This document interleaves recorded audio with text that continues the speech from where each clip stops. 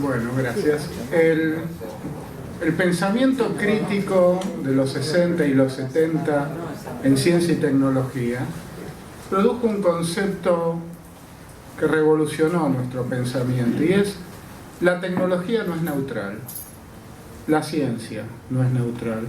Por eso nuestra comisión comenzó el documento con esta frase de Oscar Barsky sobre estilos tecnológicos, que lo más fácil para comentarla es leerla directamente. Dice que llama estilo tecnológico un conjunto de características cualitativas generales comunes a todas las ramas de tecnología y la ciencia, deseables porque son directamente deducibles de los objetivos nacionales, y prácticas en el sentido que ayudan a tomar decisiones, pues no son compatibles con cualquier propuesta.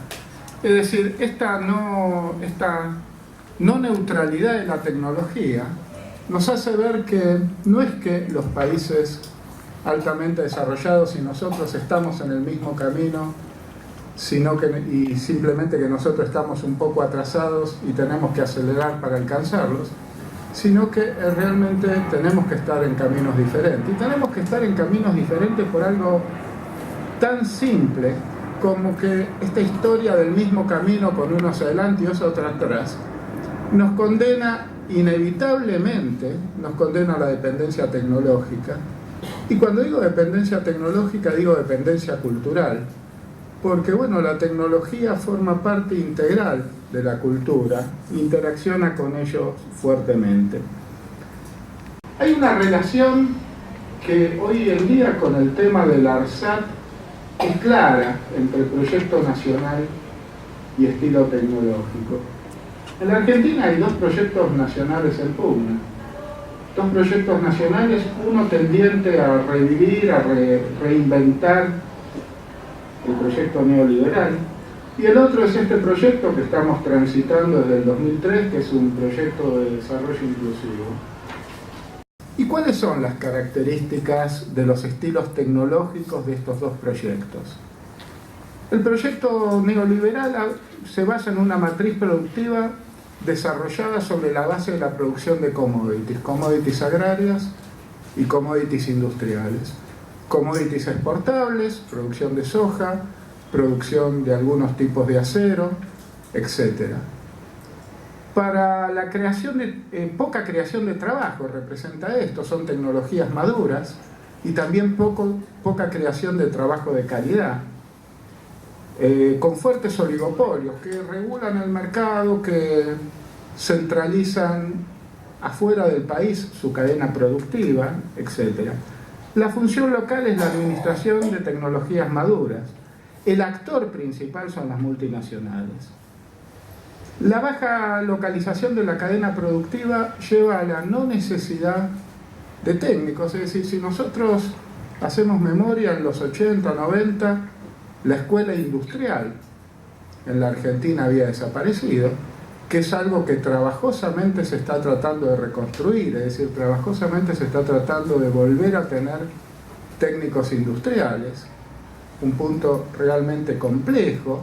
Un punto realmente complejo porque cuando digo que desapareció la escuela industrial, digo que en la Argentina habían desaparecido los soldadores, digo que en la Argentina habían desaparecido los electricistas. Y por otro lado, la profesión de ingeniero empezaba a ser una profesión discutible en cuanto a las posibilidades. Los chicos que estudiaban ingeniería, la última parte de la carrera, se dedicaban a investigar si tenían algún abuelo que hubiese nacido en la Comunidad Europea y pudiesen probarlo, para ir al consulado más cercano y tratar de emigrar. Es decir, el fin de la carrera de ingeniería estaba en Ezeiza. Esto provocaba también una baja atracción sobre el Sistema Nacional de Ciencia y Tecnología.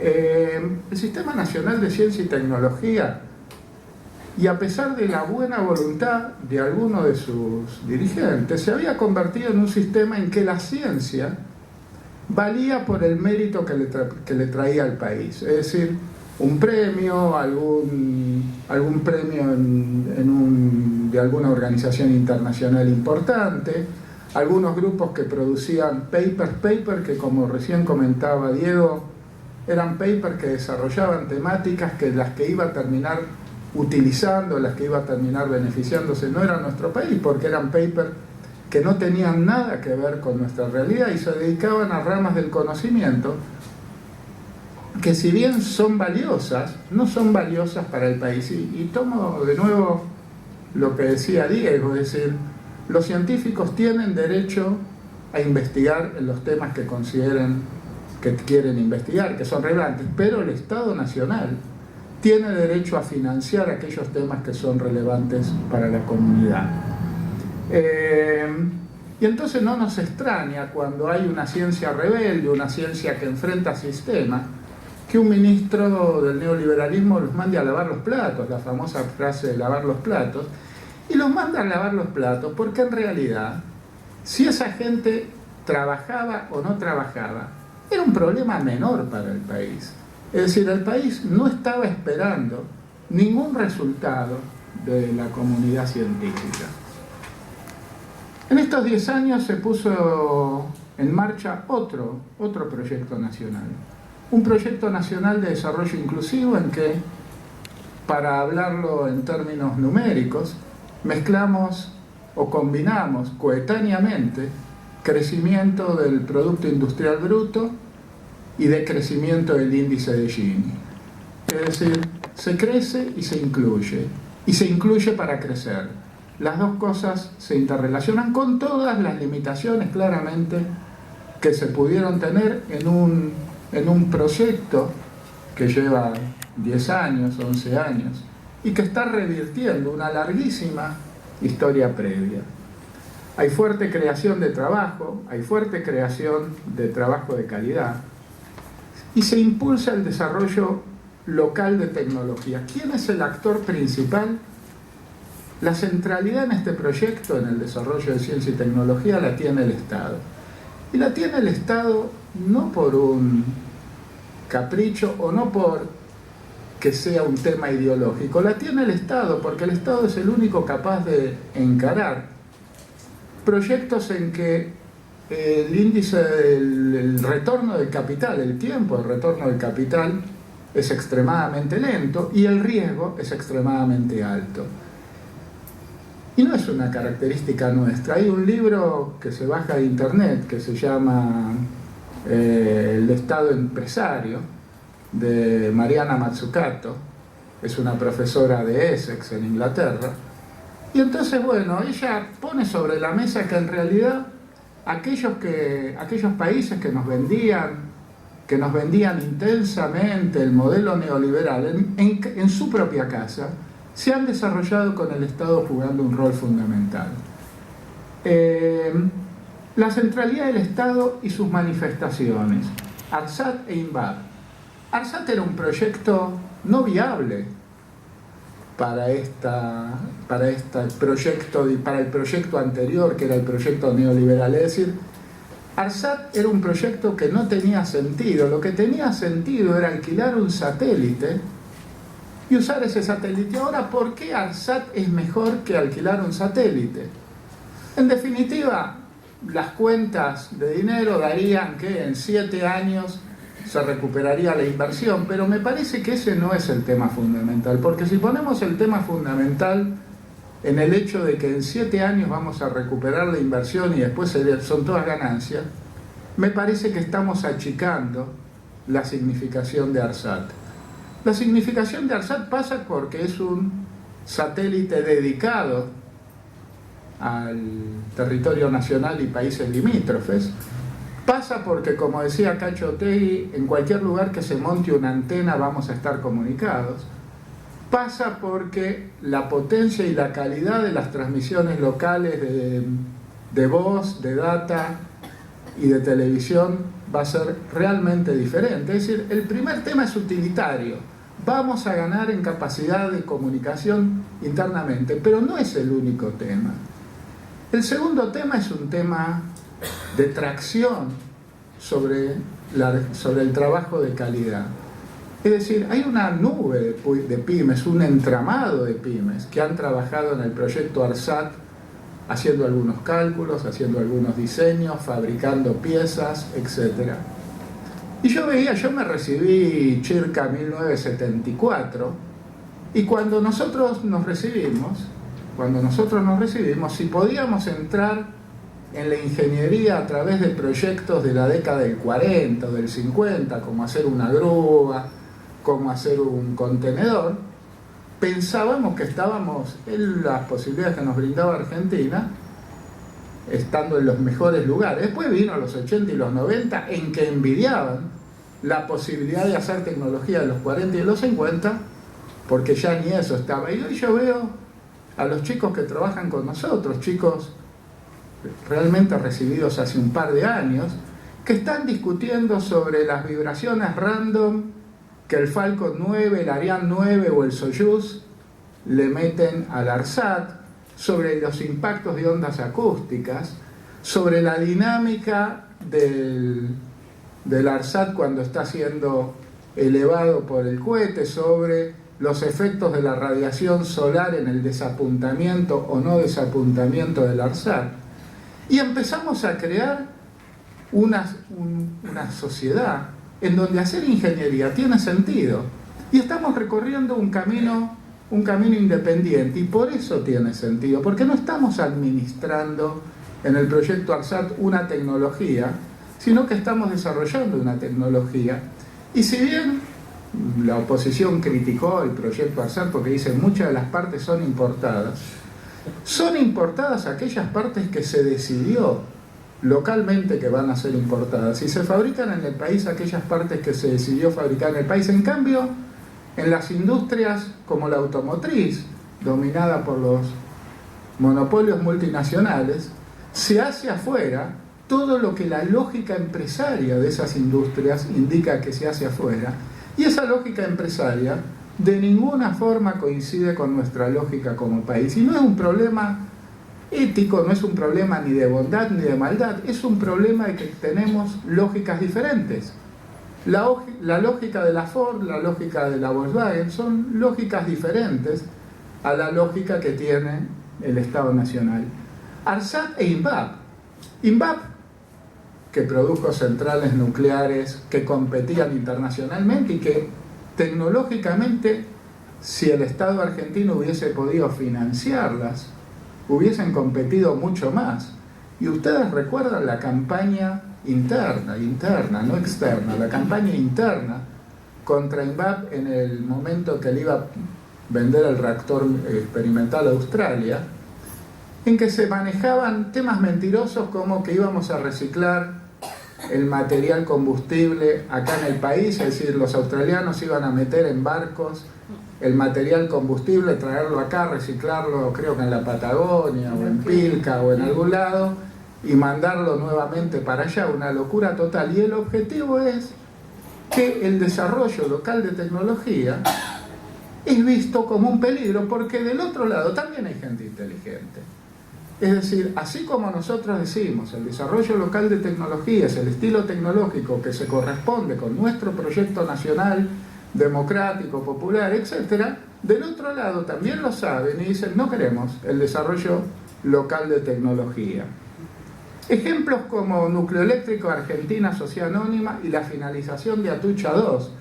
La finalización de Atucha 2, decidida en su momento por el presidente Kirchner, fue heroica, fue épica, es decir, es terminar una central en la que el proveedor principal, que era Kraftwerker Union de Siemens, había desaparecido.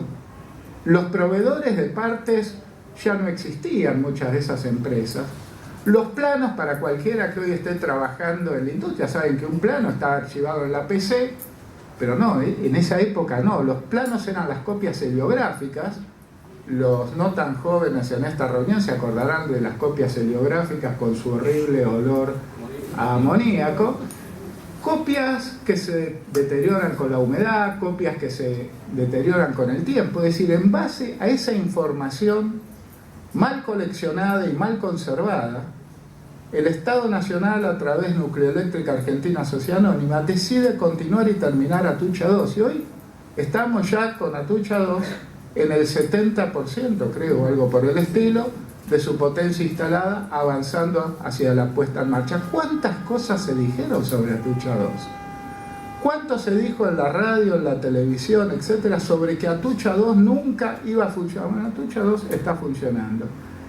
Tenemos a Ben desarrollando el Tronador 2 y todos nos acordamos cuando en el primer ensayo que se hizo, creo que el VEX 1 o el VEX 1A, el VEX 1A no voló y fue la prensa opositora, se tomó de eso y nunca habló tanto de tecnología como para demostrar que lo que estábamos haciendo, intentando desarrollar localmente un lanzador satelital, era una locura imposible, era quemar dinero, bueno, más o menos como lo que dijo Macri con el tema del ARSAT, que era quemar dinero. La YPF nacionalizada, que es un tema realmente importante, y su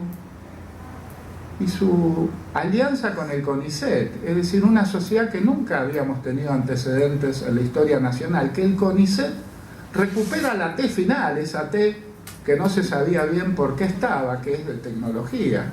El CONICET recupera esa T y junto con YPF hacen la sociedad ITEC, de desarrollo de tecnología del área energética, no solamente petróleo, no solamente fracking, sino por ejemplo baterías de litio, etc.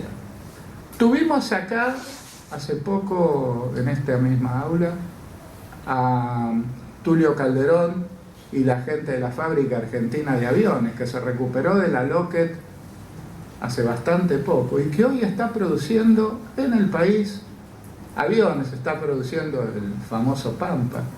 También está desarrollando con Venezuela y Ecuador el avión de la UNASUR, que es un avión de entrenamiento medio, y está proveyendo partes a Embraer, partes de alta tecnología, partes de material compuesto, en un proyecto que llevó más de 2 años, porque bueno, no cualquiera le provee partes a un avión de Embraer. Todo esto, como decíamos antes, produce una fuerte tracción sobre el sistema educativo. Ahora bien, los éxitos al presente de este estilo tecnológico son los que mencionábamos antes. Ahora, ARSAT, Atucha 2, etc. Pero yo creo que seríamos muy simples si pensamos que el sistema o que el proceso se desarrolla homogéneamente. Hay problemas que solamente se pueden vencer haciendo más desarrollo local. Por ejemplo, hay problemas en donde la urgencia se pelea contra la necesidad de desarrollar tecnología. Ejemplos claros, el tema de los ferrocarriles.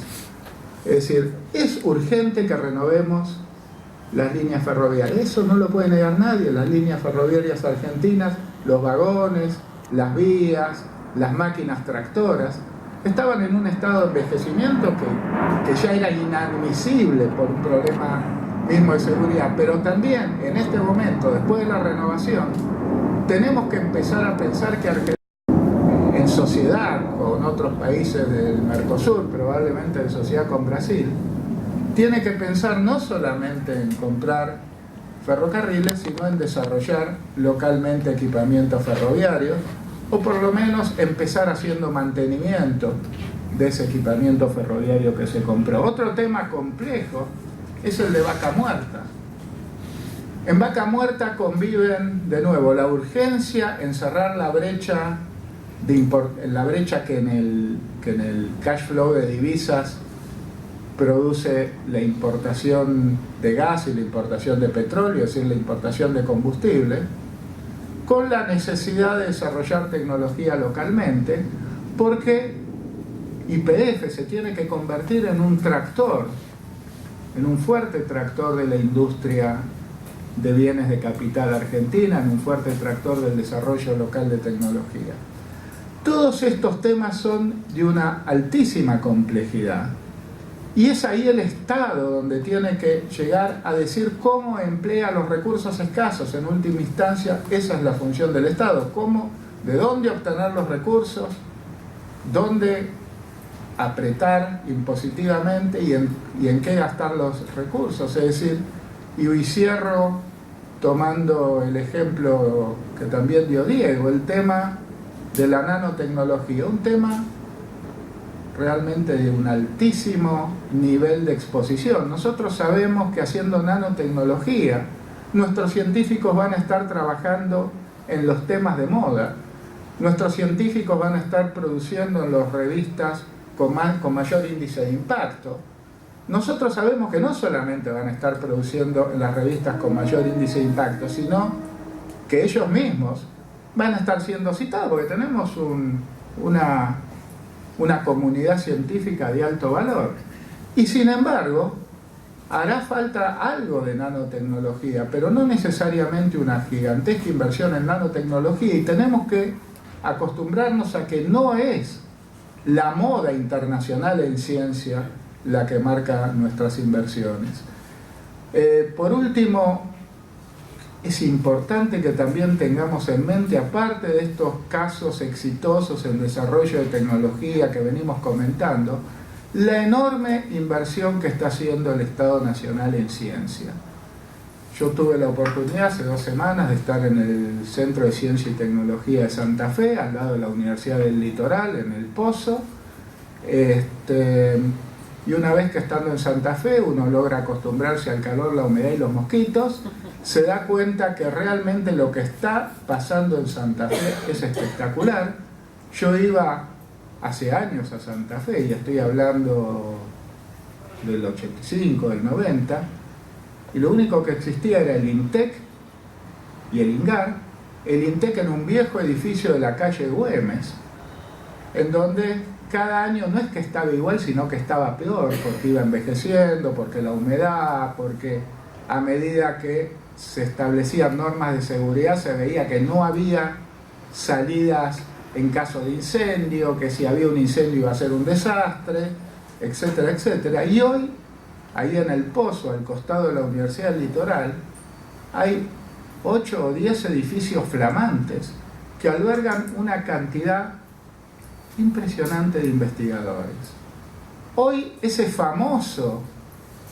famosa pirámide etaria que tenían nuestros centros de ciencia con forma de ataúd, es decir, en que entraban pocos, la mayor parte estaba concentrada cerca del final y después se iba achicando, hoy tiene forma de pirámide, porque al CONICET comenzaron a entrar investigadores jóvenes. Hoy lo que abunda, por llamarlo de alguna forma no demasiado académica, lo que abunda en el litoral son los becarios del CONICET, los becarios que están haciendo su doctorado.